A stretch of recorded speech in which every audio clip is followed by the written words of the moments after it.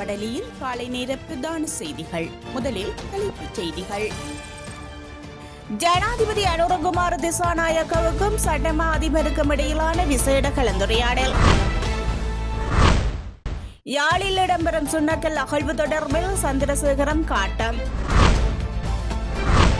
வடக்கு கிழக்கு இணைந்த தீர்வே வேண்டும், புதிய அரசியலமைப்பு தொடர்பில் ஏனைய கட்சிகளுடன் பேச்சு. ஜனநாயக தமிழ் தேசிய கூட்டணி தீர்மானம். பாகிஸ்தானில் கன்னிவெடி தாக்குதலில் 6 பேர் உயிரிழப்பு. தொடர்வென விரிவான செய்திகள். ஜனாதிபதி அனுரகுமார திசாநாயக்கவுக்கும் சட்டமா அதிபருக்கும் இடையிலான விசேட கலந்துரையாடல் ஒன்று இன்று திங்கட்கிழமை இடம்பெறவுள்ளது. கடந்த காலங்களில் மக்கள் மத்தியில் கடும் சர்ச்சையை ஏற்படுத்திய வழக்குகளின் முன்னேற்றத்தன்மை குறித்து இந்த சந்திப்பில் கலந்துரையாடப்படவுள்ளதாக அறிய முடிகின்றது.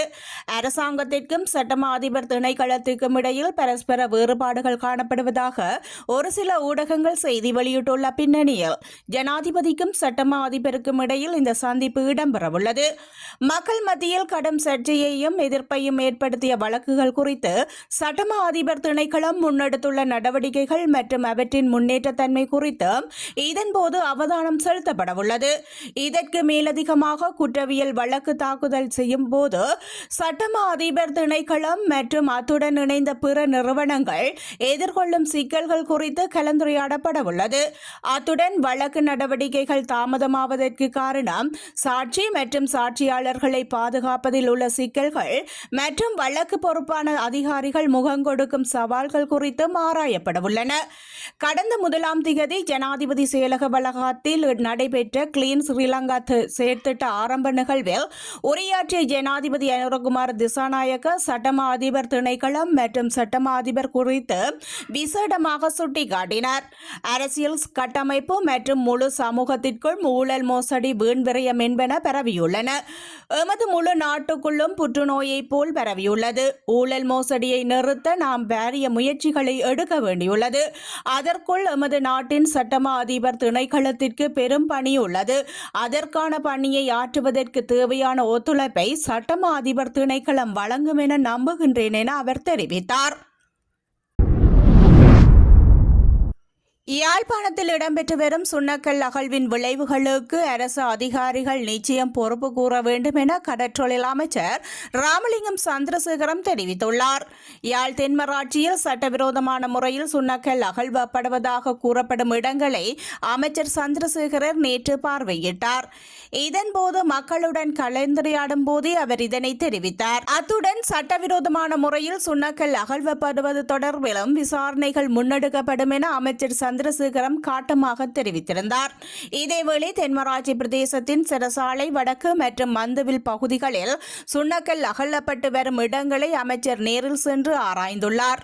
இந்த விஜயத்தின் போது அமைச்சருடன் நாடாளுமன்ற உறுப்பினர் கனகநாதன் இளங்குமரன் மற்றும் அதிகாரிகள் சிலரும் உடன் சென்றிருந்தமையும் குறிப்பிடத்தக்கது. வடக்கு கிழக்கு இணைந்த ஒரு மாநிலமாக தமிழ் மக்கள் சுயாட்சியுடன் வாழக்கூடிய அரசியலமைப்பை புதிய அரசு உருவாக்க வேண்டும். அத்துடன் மாகாண சபை தேர்தலை விரைவாக நடத்தி அதற்கான அதிகாரங்களை முழுமையாக வழங்க வேண்டும். இது தொடர்பில் ஏனைய தமிழ் தேசிய கட்சிகளுடன் பேசுவதற்கு தீர்மானித்துள்ளோம் என ஜனநாயக தமிழ் தேசிய கூட்டணியின் ஊடக பேச்சாளரும் முன்னாள் நாடாளுமன்ற உறுப்பினருமான சுரேஷ் பிரேமச்சந்திரன் தெரிவித்துள்ளார். வவுனியா கோவில்குளம் பகுதியில் உள்ள விருந்தினர் விடுதியொன்றில் ஜனநாயக தமிழ் தேசிய கூட்டணியின் நிறைவேற்றுக்குழு கூட்டம் ஞாயிற்றுக்கிழமை காலை முதல் மாலை வரை இடம்பெற்றது. இதன் பின்னர் நடைபெற்ற ஊடக சந்திப்பிலேயே அவர் இவ்வாறு குறிப்பிட்டுள்ளார். நடந்து முடிந்த தேர்தல் தொடர்பாக ஜனநாயக தமிழ் தேசிய கூட்டணியின் நிறைவேற்றுக்குழு உறுப்பினர்கள் 2 தடவைகள் இணைய வழியூடாக பேசியுள்ளோம். இன்றைய கூட்டத்தில் வரவிருக்கும் உள்ளூராட்சி சபை தேர்தல் தொடர்பில் பேசினோம். அத்துடன் ஜனநாயக தமிழ் தேசிய கூட்டணியினை கிராம மட்டங்களில் பலப்படுத்துதல் தொடர்பாகவும் பல்வேறுபட்ட ஆரோக்கியமான கருத்துக்கள் பரிமாற்றங்கள் இடம்பெற்றன. முக்கியமாக எதிர்வரும் உள்ளூராட்சி சபை தேர்தலில் ஜனநாயக தமிழ் தேசிய கூட்டணியாக தற்போது அங்கம் வகிக்க 5 கட்சிகளும் போட்டியிடும். அத்துடன் எம்முடன் இணைந்து பயணிக்கக்கூடிய ஏனைய தமிழ் தேசிய கட்சிகளுடனும் பேசி அவர்களுடன் இணங்கும் பட்சத்தில் இணைந்து போட்டியிடவுள்ளோம். வடக்கு கிழக்கு மாகாணங்களில் தமிழ் தேசிய பரப்பில் அங்கம் வகிக்கின்ற தமிழ் கட்சிகளுடன் இது தொடர்பில் பேச உள்ளதாகவும் தெரிவித்தார்.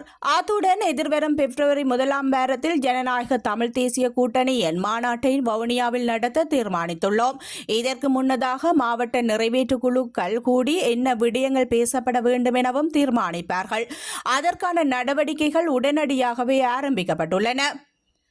புதிய அரசு ஒரு மாற்றத்தை உருவாக்கப் போவதாக சொல்லியிருக்கின்றார்கள். நிர்வாகத்தில் மாற்றம், அரசியலில் மாற்றம், ஊழல் இல்லாத நிர்வாகத்தை ஏற்படுத்துவது என பல விடயங்கள் மேற்கொள்ளப்பட்டாலும் தமிழ் மக்களது தேசிய பிரச்சினையை தீர்க்கக்கூடிய மாற்றங்கள் ஏற்பட வேண்டும் என்பது மக்களது கருத்தாக இருக்கின்றது என அவர் மேலும் சுட்டிக்காட்டியிருந்தார்.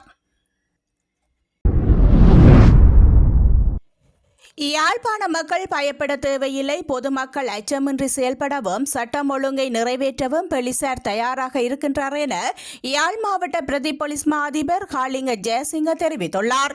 யாழ் நகரில் புத்தாண்டுக்கு முன்னிரவு இளைஞர் ஒருவர் மீது நடத்தப்பட்ட கொலைவெறி தாக்குதல் தொடர்பாக கேள்வி எழுப்ப போது மாவட்ட பிரதி போலீஸ் மா அதிபர் இதனை தெரிவித்தார்.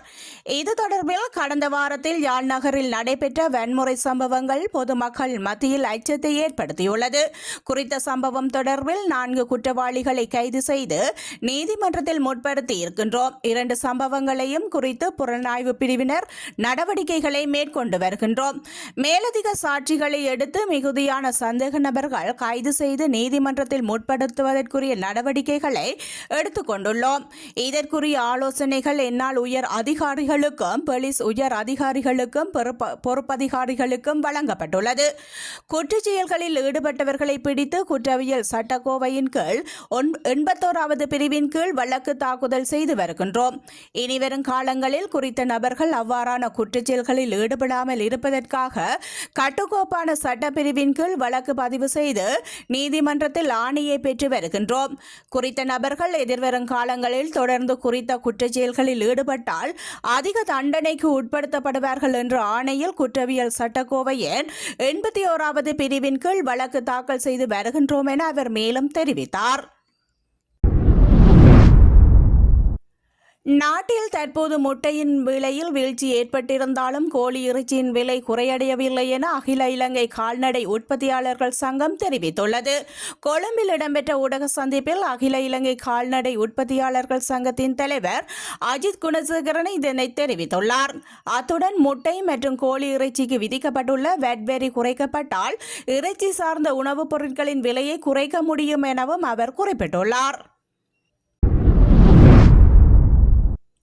பாகிஸ்தான் நாட்டின் பெலூசியர் மாகாணம் பிரெக் நகரில் நேற்று பஸ் சென்று கொண்டிருந்த போது கண்ணிவெடி தாக்குதலிற்கு உள்ளாகியுள்ளது. திருமண நிகழ்ச்சியில் பங்கேற்பதற்காக அந்த பஸ்ஸில் 36 பேர் பயணித்திருந்தனர். இதில் பஸ் லூசித்தான் சேர்ந்த மூத்த போலீஸ் அதிகாரியொருவரும் அடங்குகின்றார். நியூ பக்மேன் பகுதியில் சென்று கொண்டிருந்த போது பஸ்ஸை குறிவைத்து கண்ணிவெடி தாக்குதல் நடத்தப்பட்டது. இந்த தாக்குதலில் பஸ்ஸில் பயணித்த 6 பேர் உயிரிழந்துள்ளனர்.